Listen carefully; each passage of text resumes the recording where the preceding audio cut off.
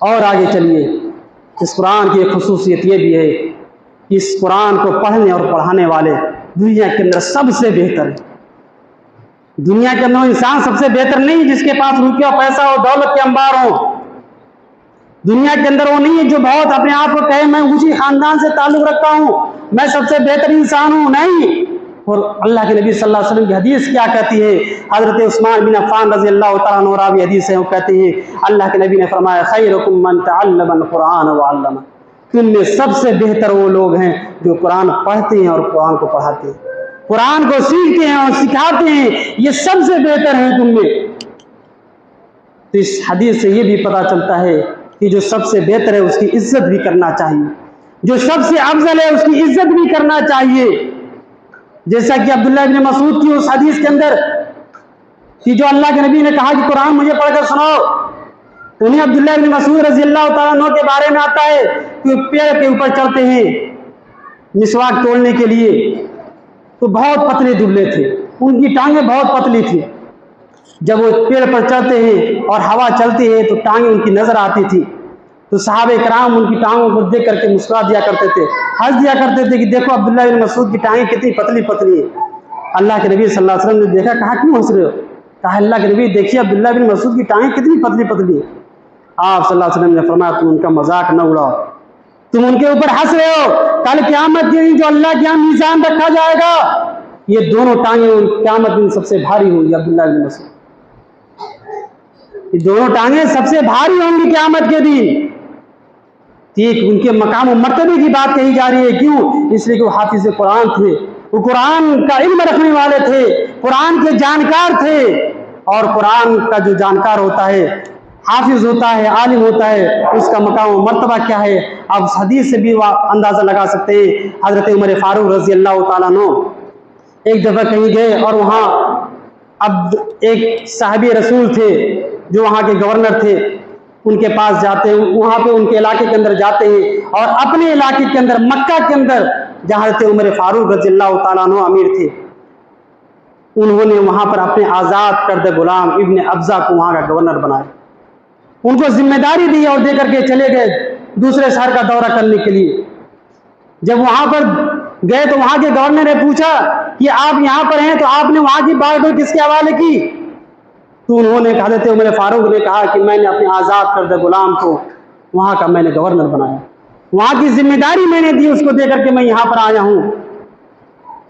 تو انہوں نے کہا کہ آپ نے اپنے غلام کو وہاں کا گورنر بنا دیا، کل تک جو آپ کی غلامی کیا کرتا تھا آپ نے اس کو آزاد کر کے آپ نے اس کو وہاں کا گورنر بنا دیا، وہاں کی باغ دے دیا آپ نے۔ تو حضرت عمر فاروق نے کہا تھا کہ تمہیں نہیں معلوم میں نے جس کو وہاں کا گورنر بنایا ہے انہو قاری لکتاب اللہ و انہو عالم بالفرائض، وہ اللہ کی کتاب کا قاری ہے اور وراثت کے معاملے میں وہ بہترین جانکار ہے، یعنی وہ ایک بہترین عالم ہے، ایک بڑا عالم ہے، اس لیے میں نے اس کو وہاں کا گورنر بنایا ہے۔ تو پتہ یہ چلا کہ اس قرآن کی عظمت اور خصوصیت یہ بھی ہے کہ اس قرآن سے جس کا رشتہ جڑ جاتا ہے اللہ رب العالمین اس کو بلندیاں عطا کرتا ہے، اس کو مقام و مرتبہ عطا کرتا ہے۔ اور حضرت عمر فاروق نے کہا تھا کہ اللہ کے نبی صلی اللہ علیہ وسلم نے فرمایا ان اللہ یرفع بہذا الکتاب اقواما ویضع بآخرین، کہ اللہ رب العالمین اسی قرآن کی وجہ سے بہت ساری قوموں کو اللہ رب العالمین بلندیاں بھی عطا کرتا ہے، اور اسی قرآن کو چھوڑ دینے کی وجہ سے اللہ رب العالمین ذلیل و رسوا بھی کر دیتا ہے، ذلیل و خوار بھی کر دیتا ہے۔ آج ہم ذلیل و خوار ہیں، دنیا کے اندر رسوا ہیں، ہر جگہ مارے جا رہے ہیں، آج پوری دنیا کے اندر ہماری کوئی حیثیت نہیں ہے، جانوروں کی طرح ہمیں کاٹا جا رہا ہے، بالا جا رہا ہے، کیوں؟ اس لیے کہ ہم نے قرآن سے اپنے رشتوں کو چھوڑ دیا ہے، ہم نے قرآن سے اپنے آپ کو لا تعلق کر رکھا ہے، ہم نے قرآن سے اپنے رشتوں کو توڑ رکھا ہے، اس لیے اللہ رب العالمین نے ہمیں اس دنیا کے اندر ہماری حیثیت دکھلا دی، ہمیں دکھلا دیا کہ تم نے قرآن کو چھوڑا ہے۔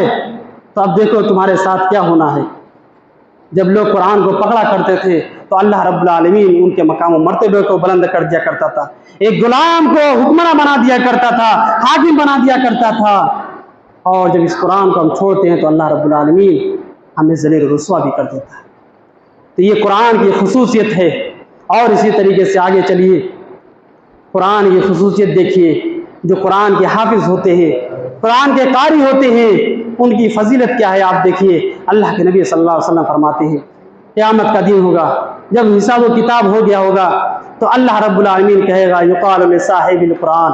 اللہ رب العالمین صاحب قرآن سے کہے گا اقرا، قرآن پڑھ، اقرا ورتقی ورتل کما کنت ترتل فی الدنیا فإن منزلتک عند آخر آیت تقرؤها، کہ اے صاحب قرآن، قرآن کو پڑھتا جا اور جنت کی سیڑھیوں پر چڑھتا جا، قرآن پڑھتا جا اور جنت کی سیڑھیوں پر چڑھتا جا۔ جس طریقے سے تو دنیا کے اندر قرآن پڑھا کرتا تھا ترتیب کے ساتھ، اسی طریقے سے آج بھی تو قرآن کو پڑھتا جا اور جنت کی سیڑھیوں کے اوپر چڑھتا جا، اور تمہاری آخری منزل وہی ہوگی جہاں تمہاری آخری آیت ختم ہوگی، جہاں آخری آیت تمہاری ختم ہوگی وہی تمہاری آخری منزل ہوگی۔ غور کیجئے، یہ حافظ قرآن کی فضیلت بیان کی گئی ہے کہ حافظ قرآن جو اپنے سینے کے اندر پورا قرآن یاد رکھتا ہے، اس حافظ قرآن سے کہا جائے قرآن پڑھتا جا اور جنت کی سیڑھیوں پر چلتا جا، جہاں آخری آیت ختم ہوگی وہی تمہاری منزل ہوگی۔ آج تک کتنے ایسے بد نصیب بھی ہیں جن کو ایک سورہ بھی نہیں یاد ہے، ان کا کیا حال ہوگا؟ ان کا کیا حال ہوگا؟ ہمیں قرآن سے کچھ نہ کچھ یاد کرنا چاہیے، جتنی اللہ توفیق دے ہمیں یاد کرنا چاہیے صورتوں کو، تاکہ ہم بھی ان صورتوں کو پڑھ کر کے سیڑھیوں پر آگے چڑھ سکیں، کچھ آگے بڑھ سکیں، تو ہمیں کوشش کرنا چاہیے یاد کرنے کی۔ اور اسی طریقے سے قرآن کی یہ بھی خصوصیت ہے کہ ایسی کتاب ہے کہ جو لوگوں کے لیے ہدایت بن کر آئی ہے۔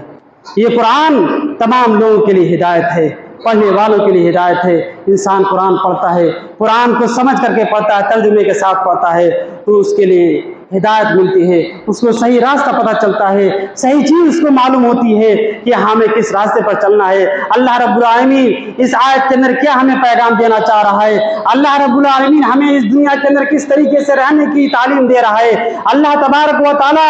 ہمیں کیا حکم دے رہا ہے کہ ہمیں اللہ کی اطاعت کس طریقے سے کرنی ہے، رسول کی اطاعت کس طریقے سے کرنی ہے، کہ گویا زندگی کے سارے اصول اللہ رب العالمین اس قرآن کریم کے اندر ہمیں بیان کرتا ہے کہ ہم اس قرآن کو پڑھیں، ہم اس قرآن کو سمجھنے کی کوشش کریں، تو انشاءاللہ ہماری دنیا بھی بن جائے گی، دنیا بھی سمجھ جائے گی اور آخرت بھی سمجھ جائے گی۔ تو ضرورت ہے کہ ہم قرآن کی عظمت کو پہچانیں، قرآن کو پہچانیں اور قرآن کو الماری کے اندر سجا کر کے نہ رکھیں۔ قرآن کا روزانہ تھوڑا ہی حصہ، ایک ہی صفحہ، دو ہی صفحہ ہم، لیکن روزانہ ہم اپنا معمول بنا لیں کہ ہم نے قرآن سے کچھ نہ کچھ حصہ میں ضرور پڑھنا ہے، ضرور تلاوت کرنا ہے، اور کوشش کریں کہ ترجمے کے ساتھ قرآن کو پڑھیں تاکہ اس کے اندر اللہ رب العالمین کیا کہتا ہے وہ چیزیں ہمیں سمجھ میں آ جائیں۔ آئیے ہم سب دعا کرتے ہیں کہ الہ العالمین جو بھی باتیں بیان کی گئی ان باتوں کے مطابق عمل کرنے کی توفیق عطا فرما۔ الہ العالمین ہم تجھ سے دعا کرتے ہیں کہ رمضان کے مہینے کے اندر قرآن مجید کی زیادہ سے زیادہ تلاوت کرنے کی توفیق عطا فرما۔ الہ العالمین قرآن مجید کو سمجھ کر کے پڑھنے کی توفیق عطا فرما۔ الہ العالمین قرآن مجید کے اندر جو بھی باتیں لکھی گئی ہیں اے اللہ ان کے مطابق عمل کرنے کی توفیق عطا فرما۔ الہ العالمین تجھ سے دعا کرتے ہیں کہ ہمیں 5 وقت کی نماز پابندی کے ساتھ قائم کرنے کی توفیق عطا فرما۔ الہ العالمین تجھ سے دعا کرتے ہیں کہ جمعے کے دن اذان سے پہلے مسجد کے اندر آنے کی توفیق عطا فرما۔ الہ العالمین ہم تجھ سے دعا کرتے ہیں کہ اللہ ہم تیرے گنہگار بندے ہیں، تیرے خطا کار بندے ہیں، اللہ تو ہمارے گناہوں کو معاف فرما دے، ہماری خطاؤں کو معاف فرما دے۔ اے اللہ ہم جو بھی نیکیاں کرتے ہیں اللہ ان ٹوٹی پھوٹی نیکیوں کو تو قبول فرما لے۔ اے اللہ ہم نے جو روزے اب تک رکھے ہیں اور جو رکھیں گے اے اللہ تو ان روزوں کو شرف قبولیت سے نواز دے۔ الہ العالمین ہم تمام لوگوں کو جب تک اس دنیا کے اندر زندہ رکھے، توحید پر رکھے، اور جو ہمارا خاتمہ ہو توحید فرمائے۔ ان اللہ و ملائکتہ یصلون علی النبی یا ایھا الذین آمنوا صلوا علیہ وسلموا تسلیما۔ اللهم صل علی محمد وعلی آل محمد کما صلیت علی ابراہیم وعلی آل ابراہیم انک حمید مجید۔ اللهم بارك على محمد وعلى ال محمد كما باركت على ابراهيم وعلى ال ابراهيم انك حميد مجيد۔ عباد الله رحمكم الله ان الله يأمركم بالعدل والإحسان وإيتاء ذي القربى وينهى عن الفحشاء والمنكر والبغي يعظكم لعلكم تذكرون۔ اذكروا الله يذكركم وادعوه يستجب لكم ولذكر الله أكبر والله يعلم ما تصنعون۔